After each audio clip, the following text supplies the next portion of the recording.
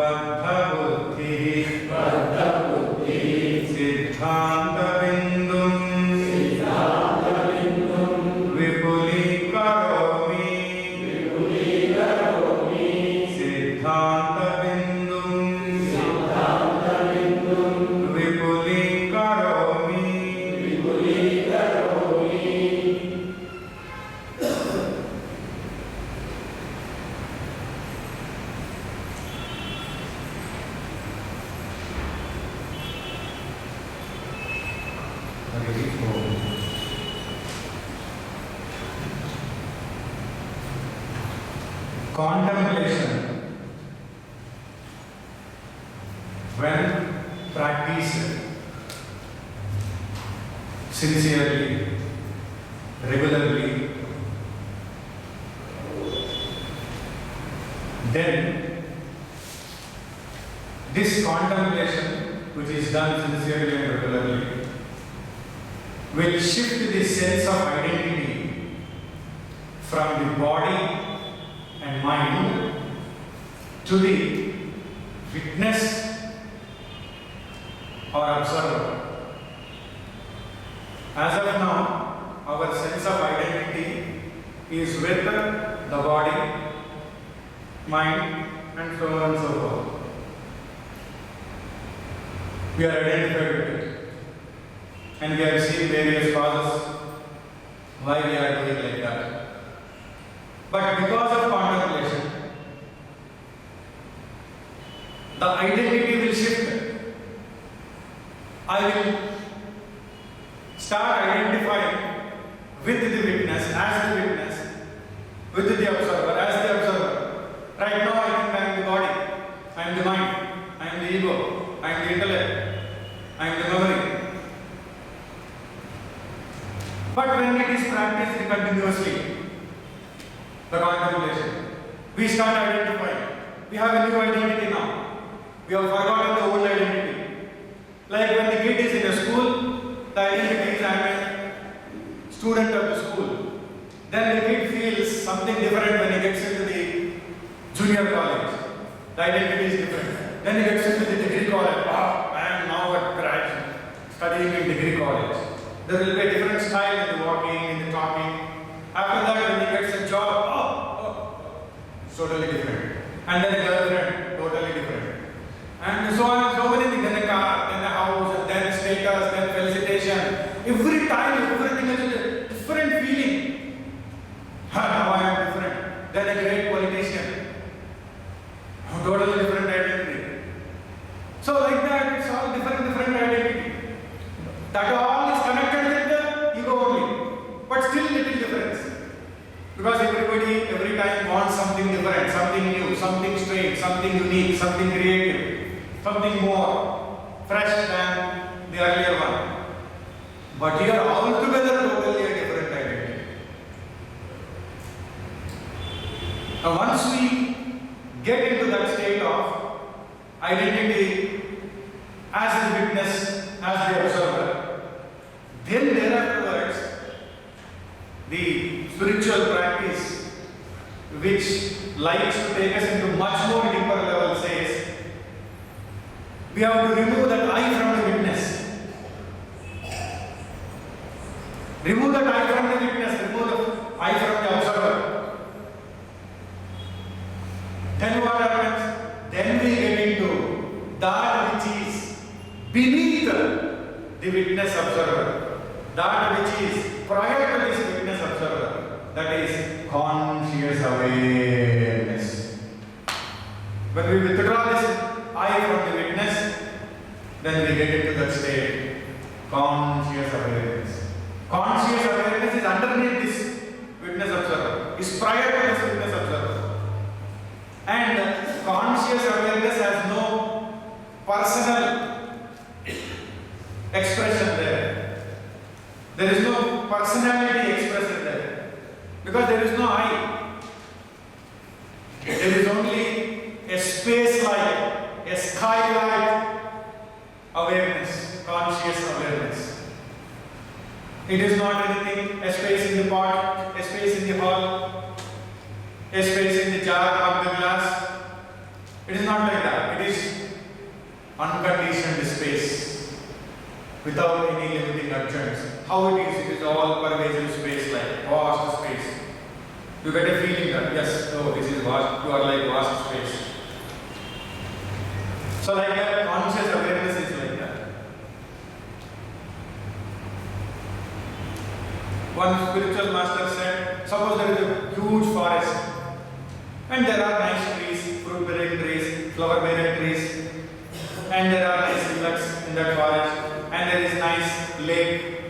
All these are very beautiful. Earlier you might be identified with the trees and later on you might be identified with the lake.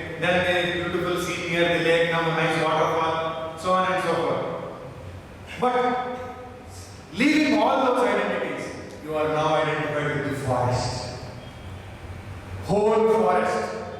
Now in the forest, these all things are there. Earlier one tree, later on a lake and then scenery, and now only forest. Your identity shifted from the tree to the lake and scenery and to the now total whole forest. Whole forest, it's totally different. Like that, total space. Like that will be our nature when we get into the conscious awareness. The same conscious awareness which is space-like is not understood by us right now that we actually belong to that. So after that, the second level is witnessing, observing. That also we don't do because we are so busily engaged in identifying with everything that arises in our mind. So we are identified, involved, reacting, getting frustrated. Every time, everywhere we see that what is all going on. Nothing seems to be okay for a long period of time. Everything seems to be okay only for a short period of time. Afterwards, everything seems to get unsettled. Why? Because identification with everything. But when we start slowly considering ourselves that I am witnessing this, I am witness, I am observer, I am not that ego, I am an observer of the ego, I am a witness of the content of the ego, like that. Then I become identified as a witness. After much more deeper sadhana, then remove that I also from there. Then pure conscious awareness. Everything falls into awareness and goes out of awareness. Nothing happens. At the witnessing level, you are aware that yes, I am witnessing this, I am not that, I am witnessing this. But in conscious awareness, you don't even say that.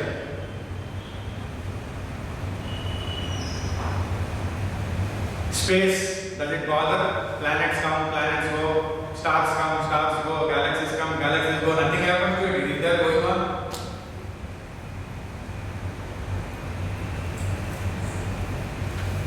So, silent, unmoving like the sky or the space, unmoving like the sky or the space is the function of conscious awareness.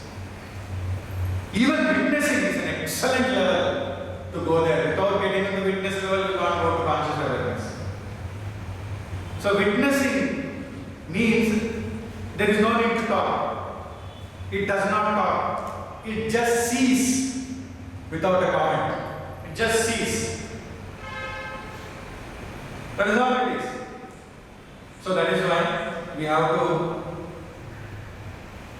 make a decision or take a decision which is very useful to us. What is the decision? If we have understood this, identity has to be shifted from body, mind, ego, mechanism to witness, observer, then remove the time, then remain as conscious awareness. That is our true nature. Logically seems so easy. Logically. Right now, identity is body, mind. What is the technical, intellectual? Chalo, from now onwards, I am a witness. I am witnessing. I am observing. But there is no reaction. You can't say, I am witnessing. देख लो मैं कुछ नहीं वो body mind ego level में देख लेंगे इसमें कुछ नहीं सिर्फ देखेंगे कुछ करेंगे ही नहीं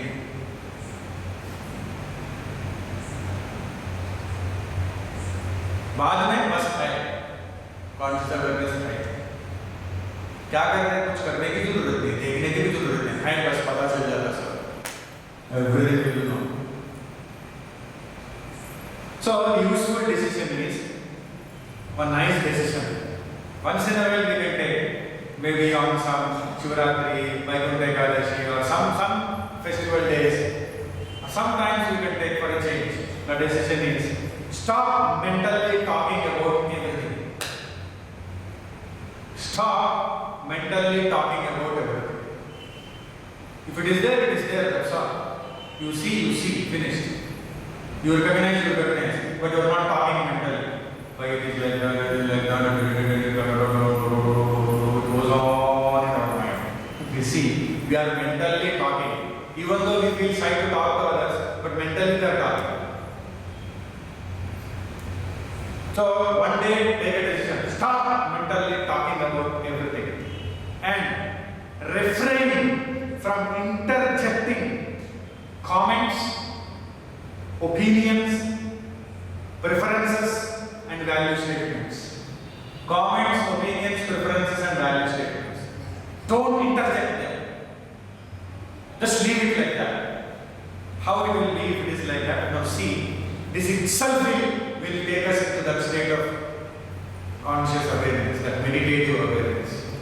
If suppose something crops up, anything it can be, an object of senses, an object of mind, or the object of internal organ, it can be a thought, it can be image, it can be feeling, anything. What causes it? It is immaterial. We should not bother about it. Who caused this? Who caused it?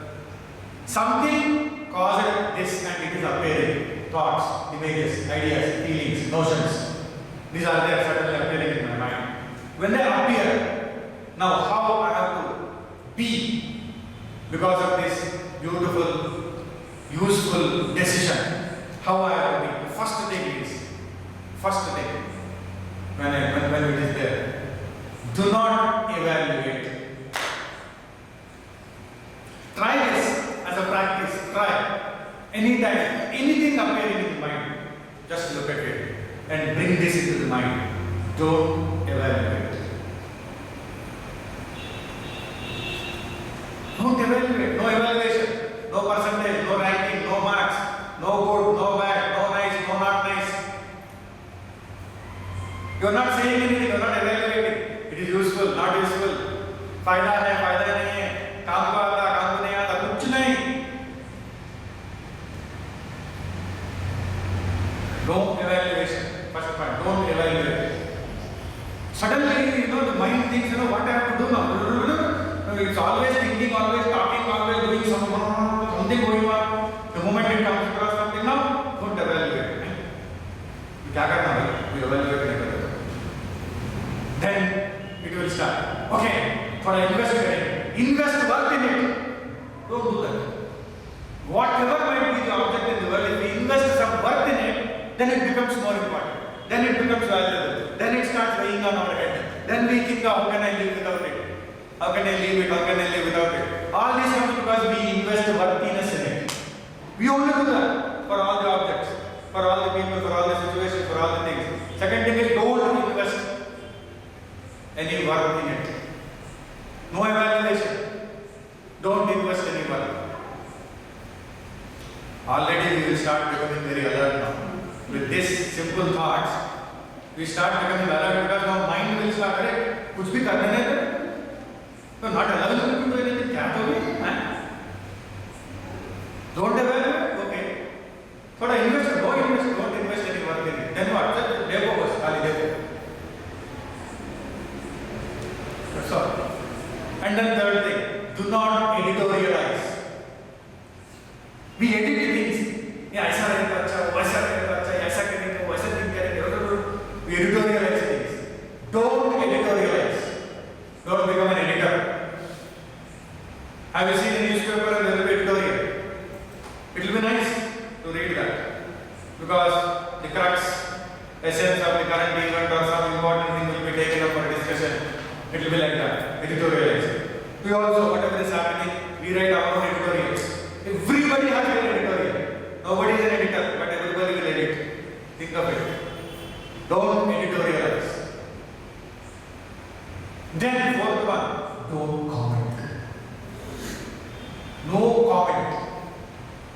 Sometimes you see these important politicians and powerful people, when the media goes and asks tricky questions, no comment. Instead of saying no answer, better no comment. We are not doing like that. We have other answers. We can, but no comments. How nice it is not to comment. No comment. No evaluation. No investing worth in it. No editorializing. No comment. Then the fifth one. Do not have any preference. All this is about whatever is witnessed. Whatever is witnessed, whatever is observed. Do not evaluate. Do not invest work in it. Don't editorialize. Do not comment. Do not have any preference. It should not have been there. That should have been there. I should not have been like this. That should not have been like that. No preferences.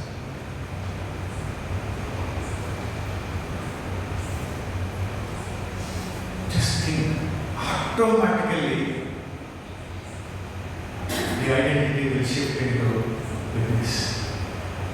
This is a dialogue we have in the mind, at the mind level. With the help of the mind, we want to go away from that mind level, go beyond the mind level. Whenever we see anything, we start this dialogue. Don't evaluate. So you see whatever you see. You read something in the paper, you see something in the TV, whatever. For 5 minutes, let us try that. If something appears, don't evaluate. Don't invest work in it. Don't editorialize. No comment. No preference. My God. It will be awareness. We will be aware. We will remain with the witness then. We will not move away from that witness. We will not get into that ego. We will not get into that identity with mind. We will just be with the witness. Witness, observe, witness, observe. We will be just watching. We will just see. No talking, no commenting. That's all. Remember this 5-point formula. And then just try. Akela try karo. Whenever you are alone, whenever you are, so many things are happening around. Just try. Just like that you try. Then you will come to know how beautiful it is. Automatically, if we start this inner dialogue of spiritual practice inside, then our identity will certainly shift, at least for a few moments, at least for a few minutes. We will feel energized, we will feel very peaceful, we will feel very refreshed, we will feel very charged, we will feel very calm, we will feel very deep in peace. Automatically, because witness has all these things. Because witness is not identified, witness is not involved, it is just looking at it, that's all.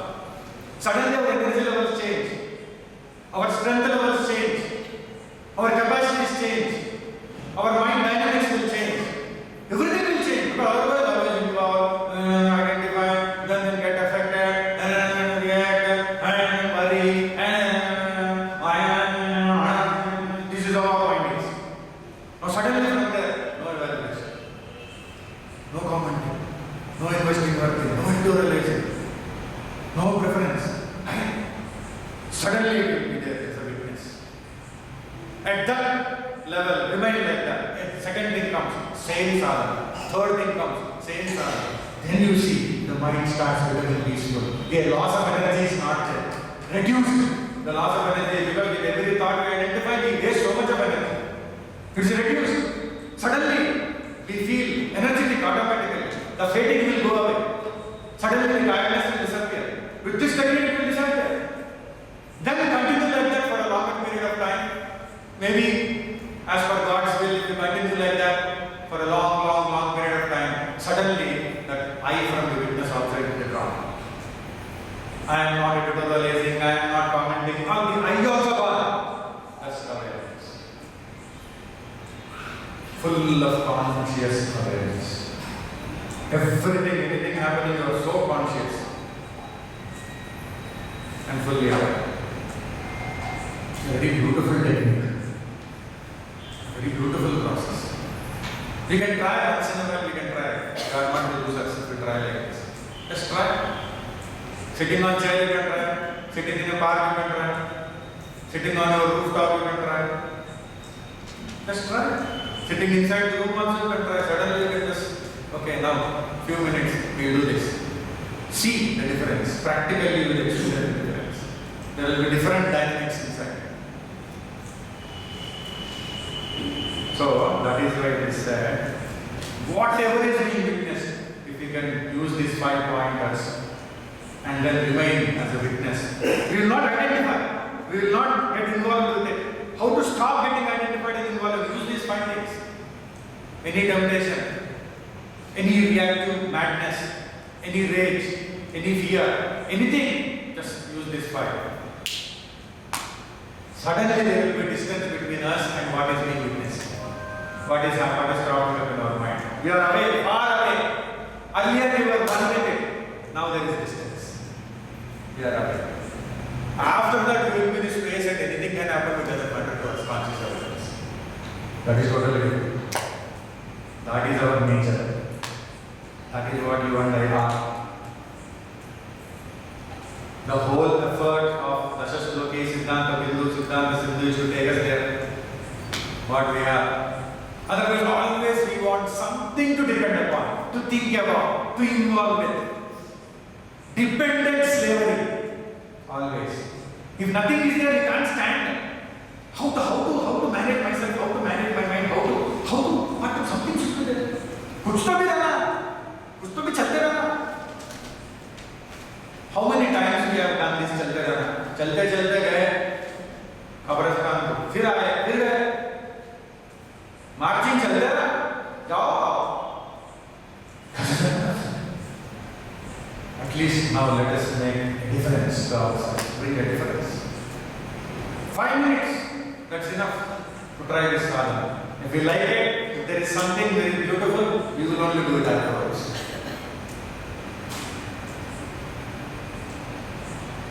When you are watching a TV program, watching a movie, suddenly use this 5-point formula and you see you will be different. You will be so alert. Otherwise, gone, you don't know whether you are there also or not, only identified with that on the screen.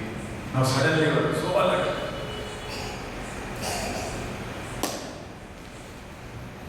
Sadhan, Hoshiyar, people say, no, this is what it is. So like that. So witness observer is a contemplative attitude or voice. Contemplative attitude or voice. Phenomena appear and disappear. That's all. Just see and be there. Suppose this is becoming little difficult to see and then how to remain identified. Simple thing. Whatever is coming up and asking you to identify, surrender that. Surrender that. Say, oh God, I surrender this thing unto you. I surrender all phenomena that is appearing in my mind unto you. I am leaving them unto you, giving them unto you. They are all belong to your creation. And I am thinking that I am responsible for them and I am identified with them. So I am now giving away all these things to you. That's all. Daily job. So if I surrender them and if I refuse to extract juice out of that thinkingness, whatever we saw the other day, that grim pleasure and satisfaction in identifying with everything that passes through the mind, the ego gains, all that, refuse it, surrender that to God, then we will be with witness. Then slowly you will remain as conscious awareness, which is our true nature. So let us go there. Now scriptures take us there. In effort to take us there, now we will see few things according to Sidhantha Sindhu of Ramaraya Kavi.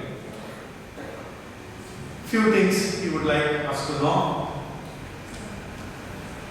before we venture into main Vedantic explanation in this paragraph, which is Anirvachaniya Kavi. So, before that, Kavi means cognition. So, before that, there are various kinds of systems of philosophy which say that our system is correct, that is how they interpret the world. But finally, ultimately, Shankaracharya also is proving which one is valid, which ones are not valid. Satyadi, there is one system, Satyadi. Whatever we see and feel and think are all real objects. That is how they think. Suppose they see, now this is a common example in all that. Shuktika Rajatam Yada. Shuktika means a pearl shell or an oyster shell. Rajatam, seeing silver in that pearl shell or oyster shell. That is a common example taken for all. So here what is said, that Shukti, in Shukti or pearl shell or oyster shell, there is Rajatam, subtle form. There is already Rajatam. in, there is silver in the pearl shell, oyster shell. Due to our defect in the eye, it becomes fully Rajatam. So, meaning what? Silver also is real, Shukti also is real. So, whatever we think, feel, say, do, everything is real. They don't believe that it is all unreal. Everything is real. That is why Sat Khati. They think everything is Sat. That doesn't stand. Next, Asat Khati. Because another system of philosophy only says this will not stand. Asat Khati. If there is the Rajatam in the Shukti, meaning if there is silver in the pearl shell, this is due to Rajata Gnanam, that Rajatam will not get sublated or refuted. So hence Rajatam is Asat. The substratum Shukti and shining Rajatam both are Asat. In them they say both are Asat. Both are unreal. The pearl shell also unreal, the silver also unreal. They are Asat Khati. Then third one, Akhyati. Akhyati means if Shukti and Rajatam both are Asat, then they will say, they will do logic and they will counter the earlier one. If Shukti and Rajatam both are Asat, how can you say they should not be visible? Like horns of a rabbit, are they visible? Horns of a rabbit, they are not visible. So if you say, for system of philosophers, if you say Shukti and Rajatam are both Asat, they should not be visible, but they are visible now. In our transaction in the world, we see pearl shell and we see silver on it. So, actually that is not correct philosophy, ours is correct philosophy. What is that? See, the memory of that is already there in our mind. The Rajata Samskara is there in our mind. We have seen the silver earlier. So, when we see the Shruti, that Shruti will come and then because of that it will appear as if it is silver. They think everything is Shruti. Because of previous experiences awaken and appear in mind, it will appear as silver because of previous experience. That also will be disproved by Shankara. So it also is not tenable. Everything is Shruti. Then fourth one, Anyatha Khati. Whatever experiences we have, we must get that memory. So to think Shruti Rajatam is Bhranti, in that which it is not, they say in that which it is not, the knowledge that it is in that. In that which it is not, the knowledge that it is in that. That is called as Brahma. So, they say, in silverless pearl shell, to see silver is Brahma. So, everything is Brahma. Shukti appears as Rajatam due to doshas, it is all Brahma. So, they think in creation is Brahma, universe is Brahma, everything is Brahma or delusion. Everything is Brahma. That was also proved it is not Brahma. Next, fifth one, Atma Khyati. Then they say, Shukta Rajatam is not Brahma. It is not Brahma. Already Rajatam was there inside the Shukti. Inside the pearl shell, oyster shell, silveriness was there. It came out. Like that the whole Jagat was there inside and it came out. Atma Khyati, everything comes from inside. It came out. So that is Atma Khyati. It is an inside object. Now finally Ramaraya takes us to Nirvachaniya Khyati. This is what Advaita Vedanta accepts. In Shukti or pearl shell, due to eye defect, due to defect in the eye, and cause of avidya, which is indeterminable, the Rajatam takes birth. Because of avidya, because we are not able to see it properly, because we are not able to see the pearl shell properly in that twilight or in that distance on the seashore, on the river shore. There is a pearl shell, there is an oyster shell. We are not able to see it properly, we are not able to recognize it. Eye also is not able to see. Second thing is avidya, ignorance, covering it. So then Rajatam takes birth there. So Rajatam appears. So, like Sukta Rajatam, the Jagat appeared in Brahman due to avidya. Whole world creation, because of ignorance, it appeared. Because of Maya, it appeared in Brahman.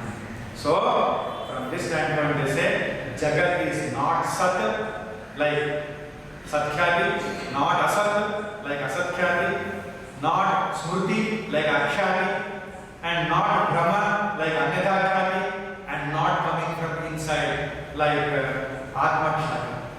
It is not anything. It is neither Sat, nor Asat, nor Smriti. Neither Sat means neither real, nor Asat means nor unreal.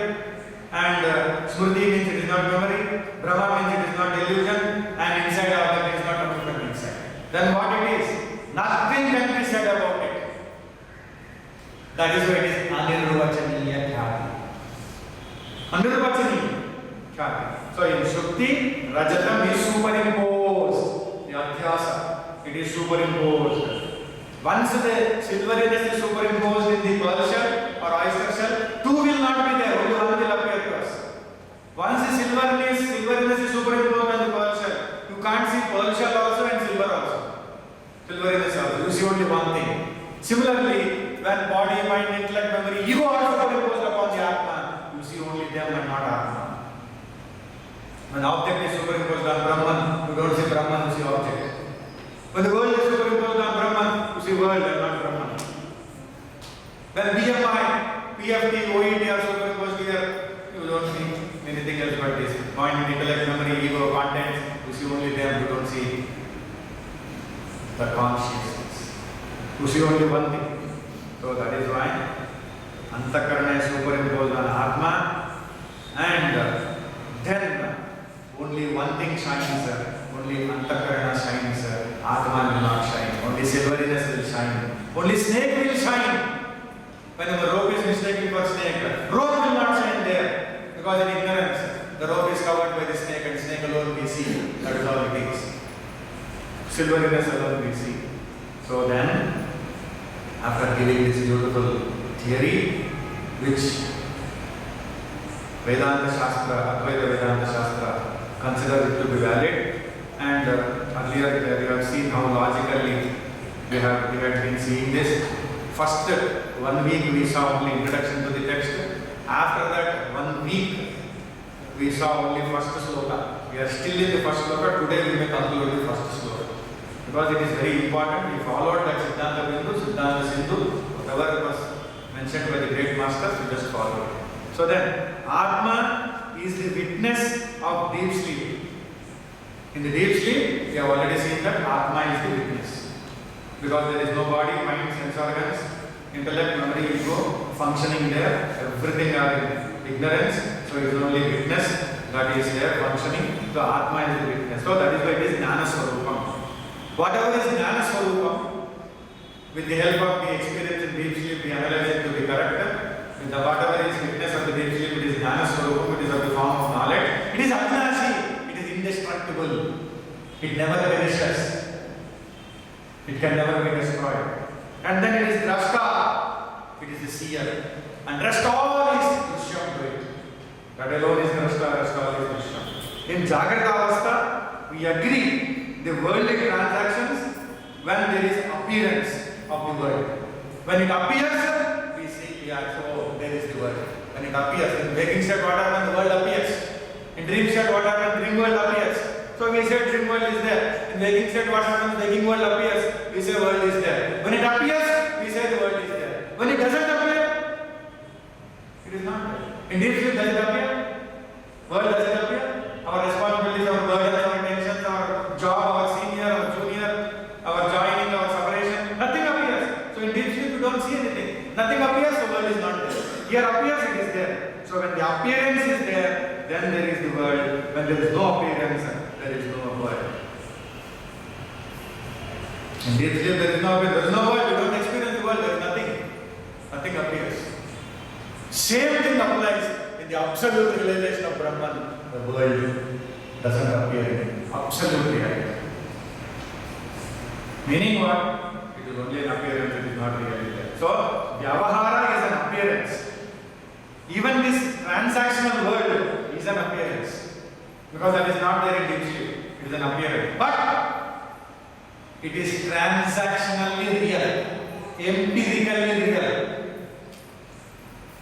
As long as we are in this transactional world, it looks real. But all these transactions vanish, disappear in deep sleep. Hence the world in deep sleep is unreal. World in deep sleep is unreal. World in Vyavahara and waking state is transactionally real, not absolutely real. Transactionally real. That is all it is. Transactional reality, absolute reality, apparent reality, in between. That is all it is. So all this we attribute so much of reality to the world. That is proved to be unreal in deep sleep. And we are happy without it. So comfortable when the world is not there. So what is the real world? The witnessing Atma is real, the world is unreal. Then, taking us a little further, Vritti Jnana, here Ramaraya takes much more deeper with a spiritual punch. Vritti Jnana is not real, he says, because he wants to take us into something higher. It is Aupacharika. Aupacharika means it is a secondary figurative application. It is secondary, it is a figurative application. What is real then? Atma alone is real because Atma itself is Jnana. He says, very beautiful, subtle interpretation, you have to catch it. When we say this is a pot, when we say this is a cloth, suppose cloth, this is a cloth, and suppose pot, suppose this is mic, this is a mic. When we say this is a mic, when we say this is a cloth, this is a wire. This is a mic stand. We can't stand now. Are we in kindergarten? What are we talking? In KG class or what? So, this is a book. That's how they are taught now. So, when we say this statement is called as Vritti Jnana, the Vritti thought. So, in this, when we say this is a pot, it is a sound. This is a clock, it is a sound. This is a mic, it is a sound. Actually, it is sound. That sound are not knowledge. The sound meanings are not knowledge. And we go still further. That sound also, we have some alphabets related to it. Then only they make that sound. Alphabets, P-O-T, pot sound. P-O-T, alphabets, pot word, a sound. What is the basis for the sound? Alphabet. Alphabet also is not knowledge. Sound also is not knowledge. They are all gneyas, nobles. Alphabet is noble. Sound is noble. Vritti is noble.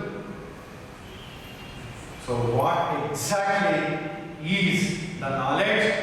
He says that which is beyond sounds, that which is beyond meanings, that which is beyond alphabets. It is that which is beyond thoughts is the real Jnana, and that Jnana belongs to our Atma. That is what is called as Jnana Swarupam. Our nature is of the form of knowledge, and it is revealed only in experience. In Sakshatkara, realization, Anubhava, experience. Then only we can understand the Jnana Swarupam. So, that is why it is said, Atma is self-luminous. It is shining by itself. Anubhava Rupa Atma illumines itself and others for its sake. That is why it is called as Pratyaka Atma. Lamp light shows itself and others. When the lamp is lit, it shows itself and it shows others, other objects. But Atman illumines all these things for itself because there is no other. Lamp, there is somebody else who can utilize the lamp, light of the lamp. Objects are different from the lamp. People are different from the lamp. So lamp shows, illumines itself and others for others' sake. Whereas this Swayam Jyoti, Swayam Prakasha, Atma illumines everything for itself, where there is nothing other than itself. Only it alone is there. So to know the pot in waking state, one needs mind, one needs internal organ. Because only through internal organ we see the pot, and then one thought is created. This Vishaya Chaitanya is there in the form of pot, the Vritti Chaitanya goes there, this Knower Chaitanya, Brahma Chaitanya is here, and then all combined. Then we come to, we have already seen enough analysis for the past couple of days. So that is what we know. So Antakarana is required to know the pot. But to know Antakarana, to know Antakarana, what is required for the Atma? Nothing is required. It can know internal organ directly. To know Antakarana, what is not required? That means to know Antakarana is not required. Awareness, it's just aware, it knows. That is why Atma is Jnana Swarupam. Mind is not Jnana Swarupam, it is Neya Swarupam, it is a noble. It is only an instrument. It is not Jnana Swarupam, mind. Mind is noble. If it is Jnana Swarupam, why it is not there in deep sleep? Deep sleep, mind gone? We don't know. Chidavasa gone, Jiva gone. We are merged with that Brahman, but in ignorance. We are one with Brahman Tattva, but in ignorance. We don't know that we are one. So only one Jnana Swarupam, that is Atma, and that can know everything by itself, illumine everything by itself, know everything by itself, and it doesn't depend upon anything for its own happiness, for its own peace, because it itself is the infinite peace, infinite Ananda, infinitely knowing, knowledgeable, omniscient, omnipotent, omnipresent, and omni-blissful. That's all it is. It doesn't need anything. That is why the people, the masters who identify with that Atman and who revel in that, they don't need anything. They don't want anything. They can sit in a cave, they can sit under a tree, they can just wear a loins cloth and then they can just remain like that. The whole world wonders what these people are doing. Wanting nothing, asking for nothing, requiring nothing, nobody need to have a company, no appreciation, no coming, no nothing, they are reveling in themselves. That is all enjoying. Swananda bhavo paritushtimanta swashanta sarvendriya vrittimanta nantam namadhyam navahismaranta kaupinavanta kalubhagyavanta. Adi Shankaracharya says, who is a bhagyavan in this world? Kaupinavanta kalubhagyavanta. One who has got a loins cloth is a bhagyavan. So you want to become bhagyavan, do that. But not that. That's why wearing it, nothing is going to happen. Swashanta sarvendriya vrittimanta. All vrittis that are there, they are silent. No thought modification. Nothing is happening. And where he is enjoying? Swananda bhavo paritushtimanta. Swananda bhava. In his own ananda. Paritushti, total contentment, full contentment, nothing left out. Totally paritushti, not even atmaritushti, totally satisfied and completely contented. Absolutely contented. Where? Swananda bhavo paritushtimanta, swashanta sarvendriya vrittimanta. Swashanta, all indriya vrittis are absolutely quiet and peaceful in himself. All apart. Nantam namadhyam navahismaranta. Nanta, he doesn't think about the end. Namadhyam, he doesn't think about the middle. And naturally, he doesn't think about the beginning. Navahismaranta, he doesn't think about what is outside. Definitely doesn't think about what is inside in the form of cards. Nantam namadhyam navahismaranta aupinavanta kalubhagyavanta. That is the glory of the great masters. They just enjoy. We are also trying to enjoy same Atma Sukha but in Vishayas. Same Atmananda but through mind. That is all we are trying. Thinking it is there, thinking it is in this object, thinking it is in that person, thinking it is in this place, in that situation, in this seat, and that power, in this wealth. You are searching. Finally, everybody's autobiography is the same. In the end, they think, what were we doing all the life? We were chasing and in the end, nothing to do, so write one autobiography and orbit on others. That is all. What can you do? And then there is no taker, so you organize a felicitation, you organize function, you only give money and you only call paper fellow and then say you just publicize this. That is a beautiful autobiography. autobiography itself is a nonsense, and your autobiography another nonsense. Then what? Makes no sense. I have seen people, they print their things and they start changing people. Please read this, please read that, and give your opinion. Opinion itself is a trash, and give your opinion. One more trash color. What do you want? The moment I want something, recognition, money, name, fame, attention, anything I want from you, you are not there. You are nowhere near Swananda Babu Parameshwar. Your Ananda is dependent upon somebody else. अभी आप इनको देखो भाई, हम कुछ रहेंगे. पैर पकड़ो, हाथ पकड़ो, बाद में चुप्पू पकड़ो, बाल पकड़ो, क्या पकड़ो? पकड़ना ही नहीं है कुछ भी, छोड़ना भी नहीं है कुछ भी. ना पकड़ना है ना छोड़ना है, अपने आप में मस्त है बस. That is the ultimate state. That is what they have achieved. Till then, all these things will say, I had a great time in this party, in that music, in this dance, in that experience, in that movie. God crash. Not even 0.0000000000001% of that. Of all lives put together also is nothing. All that we need is that state, ultimate. Coming out from that state, walk into this world, the whole world will be different. Your dynamics will be different, energy levels will be different, totally everything will be different. That is why Ramaraya Kavi said, Atma illumines itself. Atma does not need mind. Atma does not need ego. Atma does not need memory. Atma does not need intellect. It is consciously aware and it can know anything by itself.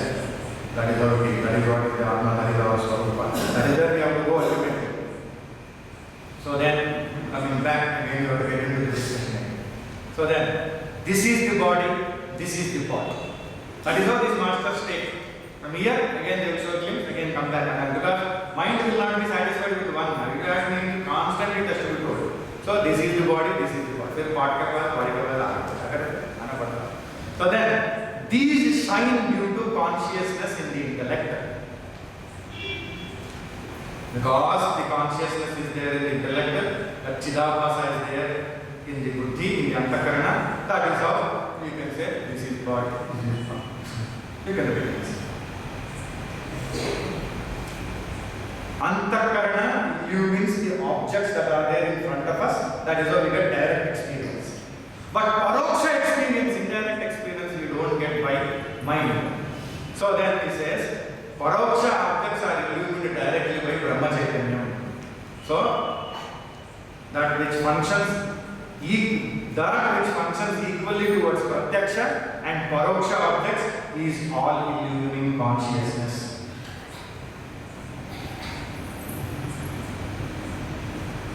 Is all illumining consciousness. That all illumining consciousness is not a vritti, it is jnana.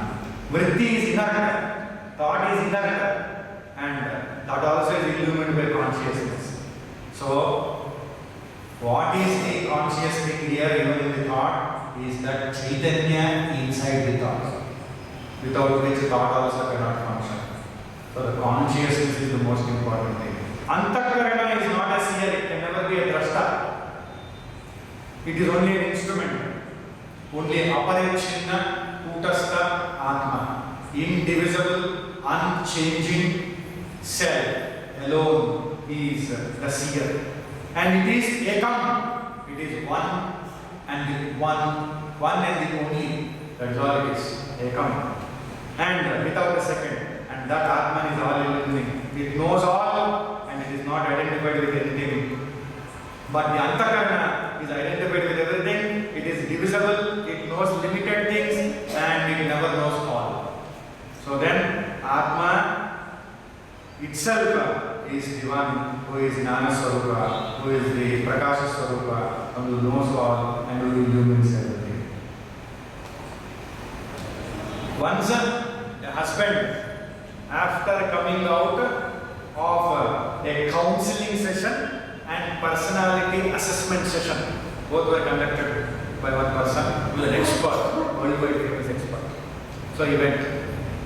Because he felt that something should be done, so he went. And then, after coming out from the session, he came straight home and then he told the wife, I am coming from that session with that great counselor come personality assessor. 25,000 rupees. And he told me what is wrong with me. For 25,000 rupees of payment, he told me what is wrong with me. Then the wife said, Ram, since 25 years I am telling the same. What is wrong with you? That every time there is something wrong with you. What is this is wrong with you? That is wrong with you. I am telling the same. 25 years every day I am telling. Now today you go and sit there and pay that 25,000 rupees you paid for that fellow who said there is something wrong with you. Every day I am telling the same thing. How many times I have shouted? How many times I have argued? How many times I have fought? How many times I stopped talking to you? How many times I went to my own mother's place and came back? But no change. Always wrong with you.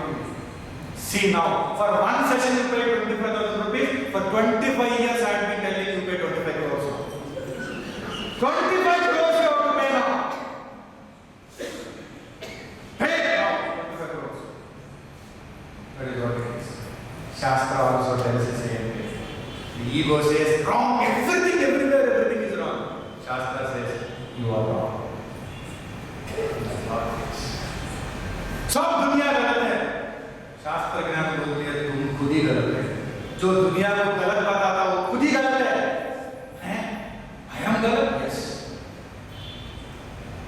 आप नकली हैं. असली क्या है? आप शुरू करो. चलो. Now go. Sensible thought. What is असली? Come on, start. That is what Shastra is saying. Nakli is interested in Nakli only. That's what is happening. And then we sure that fellow's love is not genuine, this fellow's affection is not genuine, their relationship is all matlabi.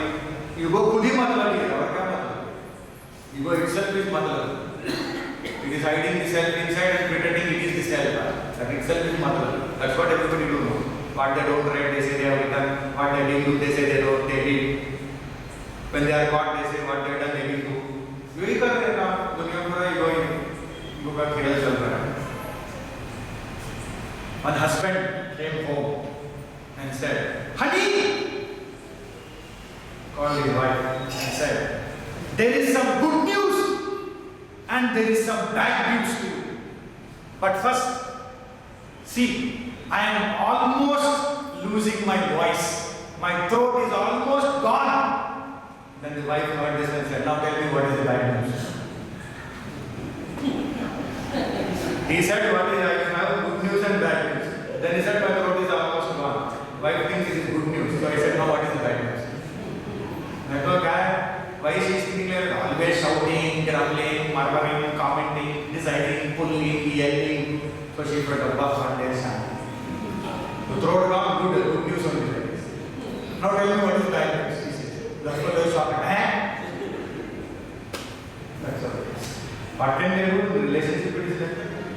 Once it so happened that a 12-year-old boy counseled his uncle and aunt. Because everybody said that the uncle and aunt always fighting, always dissatisfied, always wife comes to husband to others, husband comes to wife to others. When they go to party, all others will have fun because they are complaining about each other. I can't bear this. Like that. So then he said, "I will counsel you, sit down." He counseled. Very, very nicely counseled. Then he came out of the session. 12-year-old boy counseled a 40-year-old uncle and aunt. And he came out of the session. And then father and his friends and all were standing. What did you do there? Counseling. So what did you find out? I found out that their problem is psychological. Their problem is psychological? How? He is psycho, she is logical.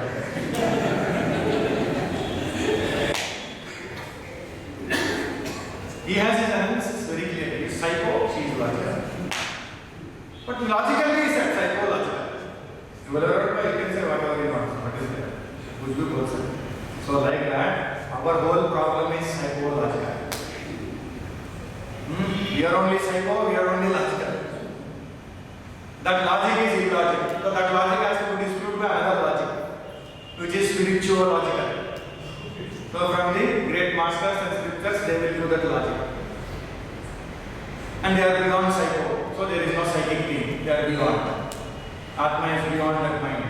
So that is why from that level they discovered that and it appeared to them, they brought it out in the form of Sidhantha. Now come on. Sidhantha Bindu, point number 96. Tattva Masyadi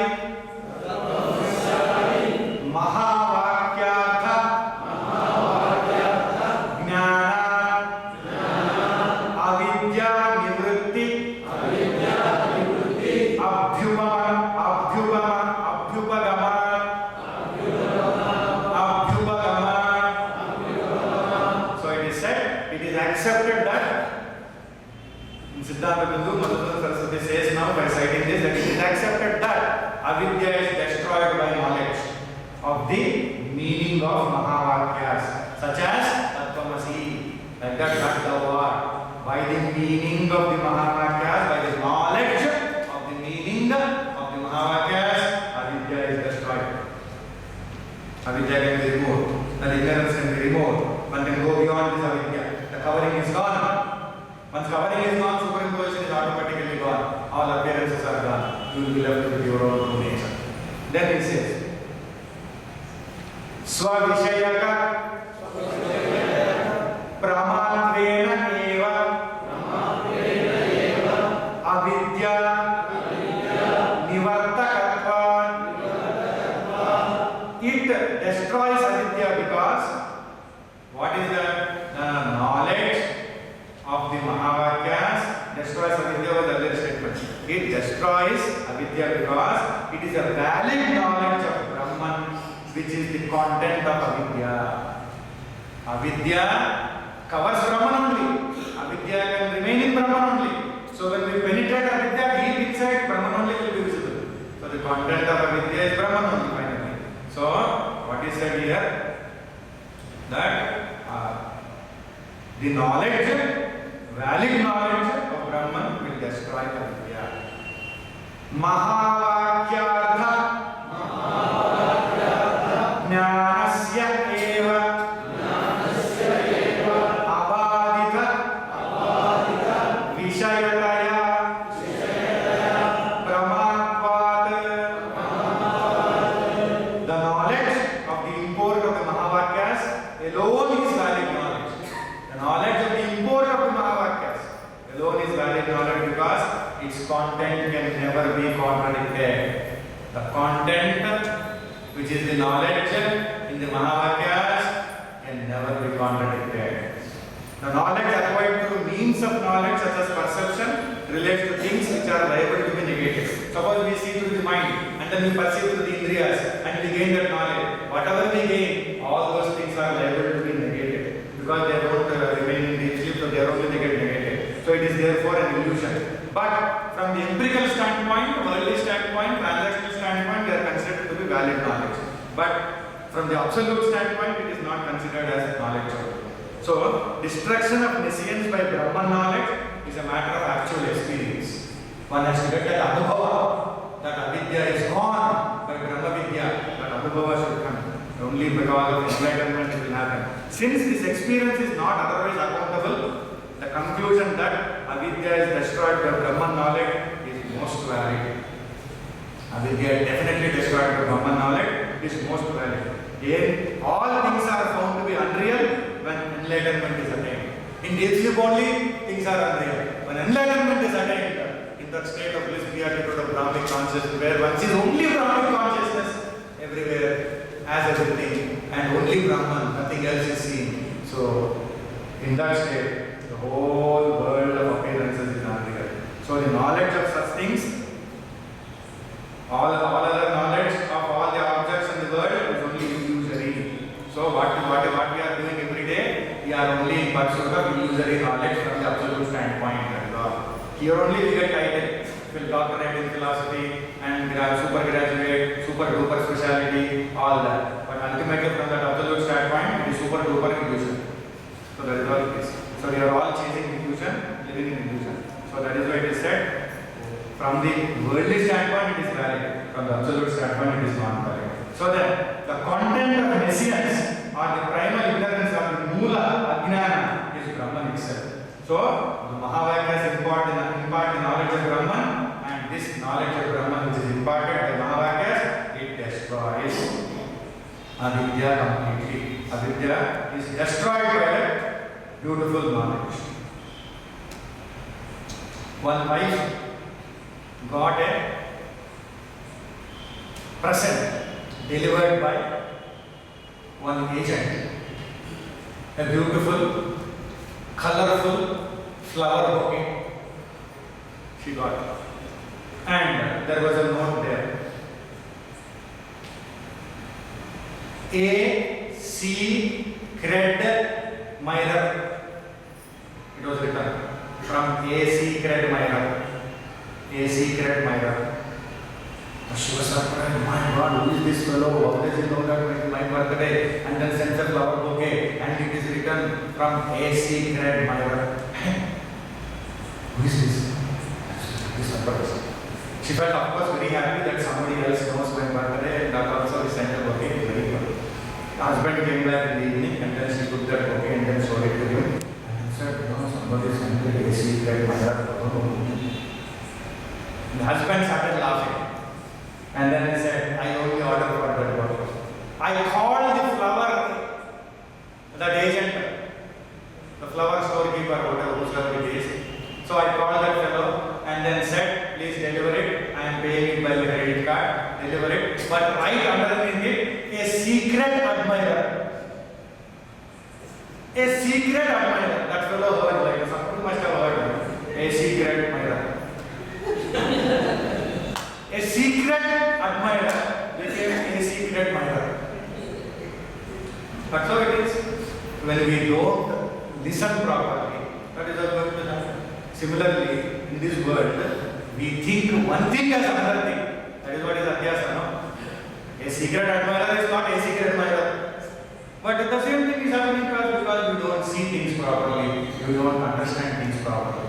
So for that purpose, the Shastra says first listen things properly. And then you think properly, then contemplate properly, then meditate properly, then you will become proper. All improperly you will get it. That is how they are taking us there. So then, the covering, normal covering is of two kinds. That is, which gives rise to the notion that a thing does not exist. And this is located in and covers the witness consciousness limited by the internal organ. It is located inside. It is in the witness consciousness covered by internal organ. So, the internal organ covers that Pratyagatma. So, whatever it is covered, there it is there. So, the thing does not exist. That is why I say thing does not exist. That is one ignorance. Second type of covering is, the other is that which generates the notion that the thing is not manifest. And it is located and covers the Brahman consciousness limited by the object. The object is Brahman consciousness, it covers the Brahman consciousness which is limited by the object. So we say, I don't know that object. That is not manifest. That is not manifest is one covering. Then another covering is that does not exist is another covering.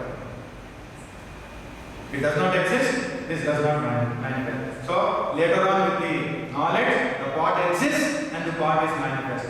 Both these cognitions arise in the direct perception, pratyaksha.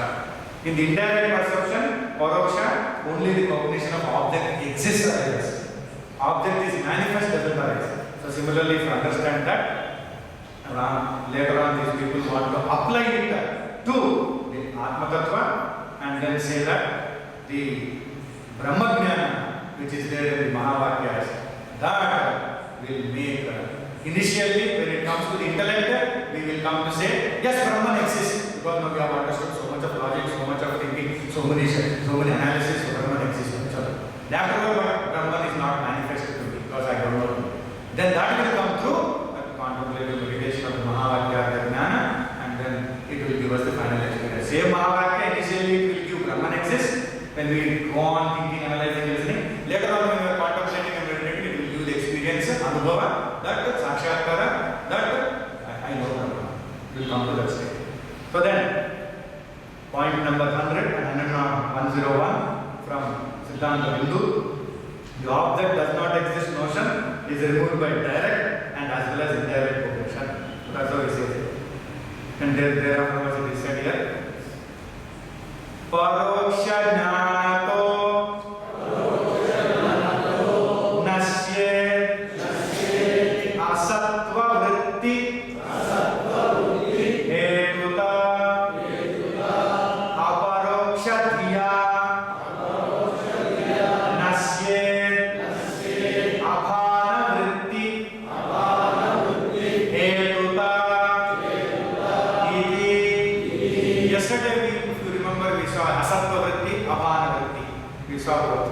So now in this Madhusudana Saraswati is giving out this very clearly says paroksha jnanato nasya asattva vritti hetuta aparoksha dhiya nasya abhana vritti hetuta iti. The cause of the notion that the object does not exist is removed removed by indirect cognition. The cause of the notion that the object is not manifest is removed by direct perception.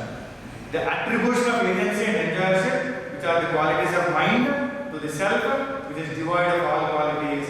The cause of this identification of the self with the mind due to nescience is understandable.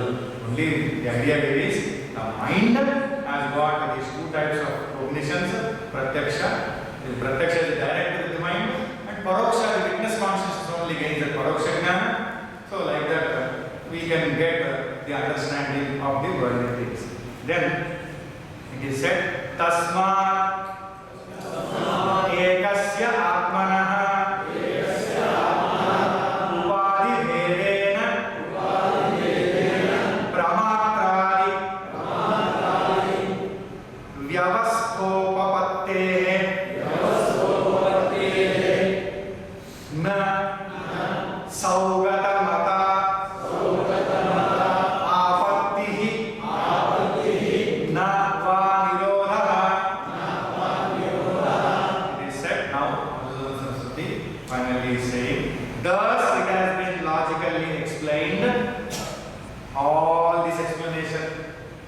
first sloka for more than a week plus 1 day, I think 1 week, of course, 1 week.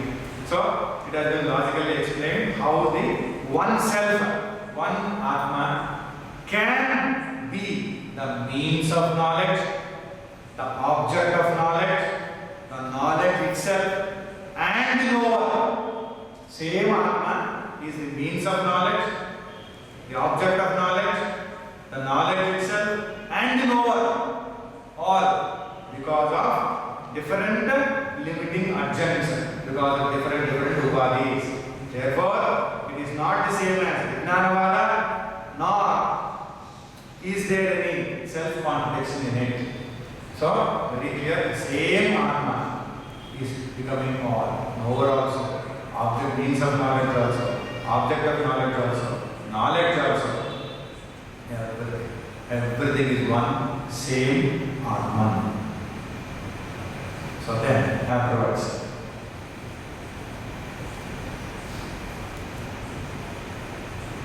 Tasman Jnana Rupasya Atmanah Sushuptau Avyabhicharitva Dehendriyadinam cha Vyabhicharitva Drushyatvacha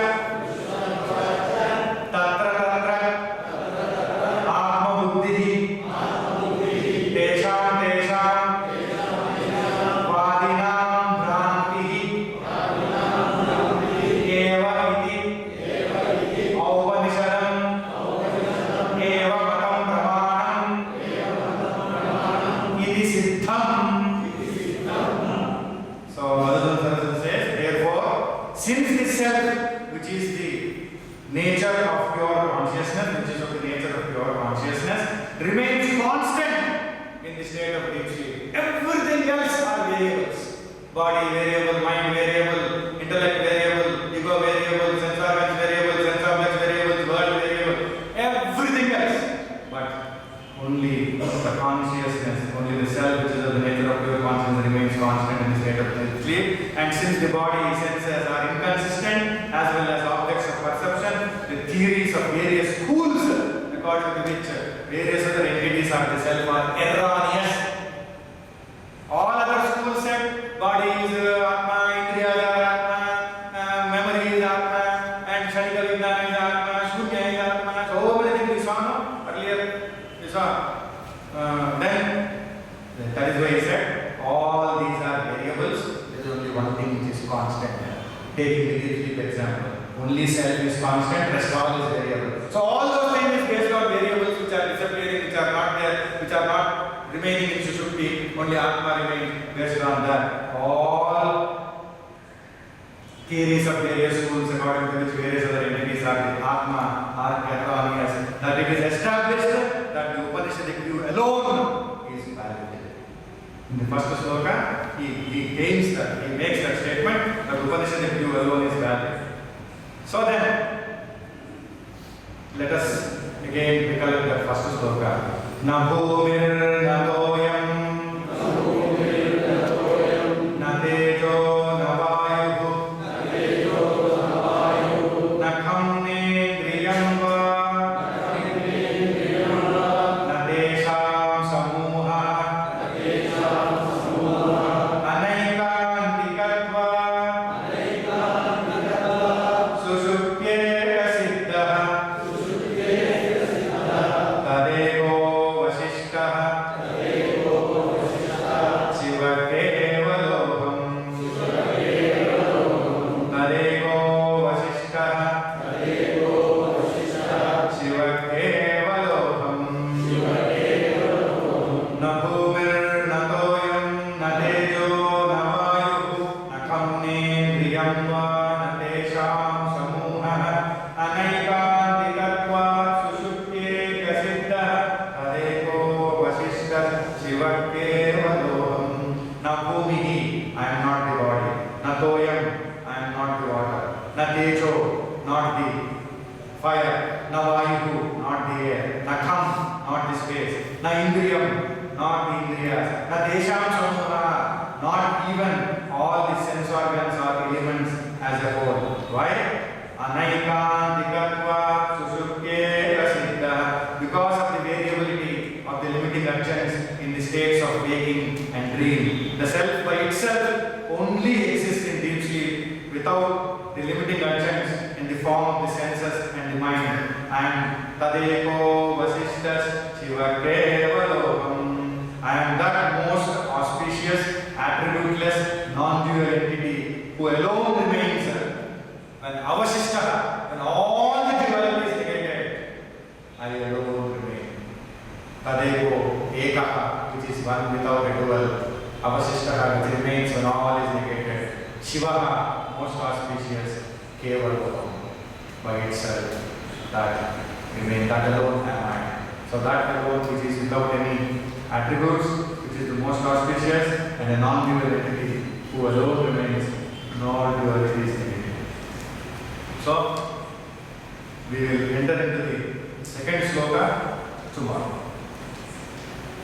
So the connection here says from Sidhantha Bindu, point number 105, whether the Vedas are claimed to become invalid before the attainment of self-knowledge or after the attainment of self-knowledge. Because in Sushupti, everything is variable, only self alone is the constant thing you said. Because you said like that, the objection here is, you said like that, so then the thought is, if everything is invalid, then what about the scriptures and scriptural knowledge, everything, that also is invalid?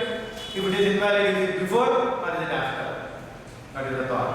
We will see the answer tomorrow, we will get into it. But also, we have seen Siddhanta Bindu up to the second sloka, and tomorrow we will also see, we have already seen Siddhanta Sindhu, yesterday we have covered up to this. So that's why we have seen this Siddhanta Bindu today. Tomorrow we will enter into the second sloka. Initially we will see Siddhanta Bindu, then we will also see what Ramaraya has to say, further detailed explanation of it. So tomorrow we will get into the second sloka. And I sincerely thank you for all the patience you have. All the patience. Why? Because still there is a good number of sadhaks attending. So that's why the satsang is going on. Otherwise, nowadays when it's not 2020s, only few hours, who will come for 3-day, 5-day matches? Now this is 18 days, tomorrow will be the 18th day, but extended again 1 week, 25 days.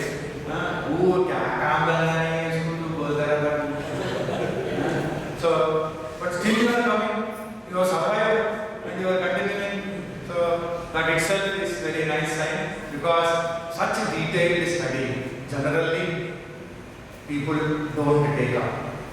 So when you are giving me the opportunity to go into this detailed study, so that Siddhanta Bindu also, Siddhanta Sindhu also, otherwise 10 slokas can be covered, just like that, meaning and 1 day also, 2 days also people cover it. But this is going very detailed, minutely detailed explanation. You are very, very full of patience, and you are giving me the opportunity by God's grace. Both of us got the opportunity by the grace of the masters. So let us continue by Hare Krishna's grace. Sri Krishna, Madhusudana Saraswati is totally in advancement with Sri Krishna, and Ramaraya is totally in advancement with Hare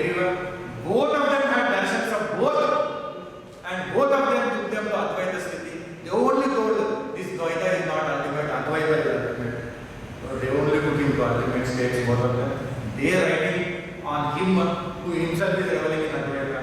What a great combination is this. So let us continue and conclude it within a week's time. I think by the time we can conclude it, because first sloka only they took so much of explanation. Second sloka onwards they will just go ahead. Somewhere in fourth sloka they will again little detailed. Eighth sloka much more detailed. Then again ninth and 10th normal explanations. Like that we will cover it in another week's time by His grace. By all of your loving, affectionate participation. I sincerely thank each one of you for that. Otherwise satsang will not continue like this.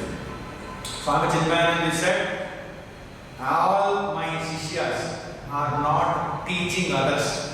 They are teaching themselves and alone, like that alone. They are teaching themselves alone. In the process, if somebody listens and then feels good, that is their grace, their greatness. And if in the process they get benefited, that is his. That is all.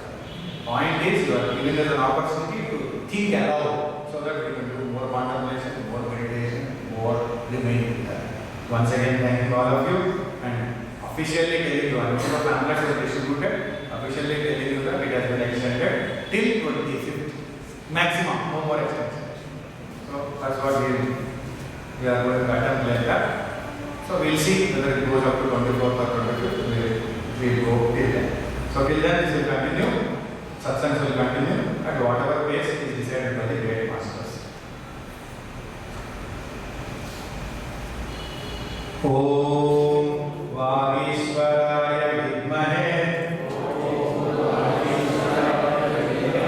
Hayagrivaya Dhimahi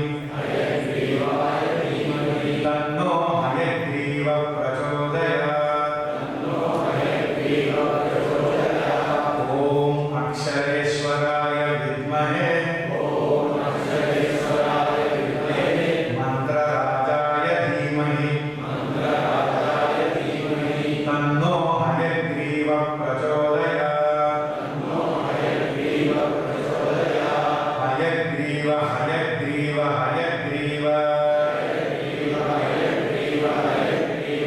Om Hamsasoham Vishwadirna Rupaya Chinmayananda Rupine Tukyam Namo Hayagriva Vidyarajaya Vishnave Swaha Hamsasoham Om Shri Khalau Om Namo Bhagavate Hayagrivaya Vishnave Mahyam Medha Prajna Prayachha Swaha Hayagriva Mangalam Hayagriva Mangalam Vishnave Mangalam Vishnave Mangalam Vidyaraja Mangalam Vidyaraja Mangalam Vishnave Mangalam Vishnave Mangalam Hayavadana Mangalam Hayavadana Mangalam Vishnave Mangalam Vishnave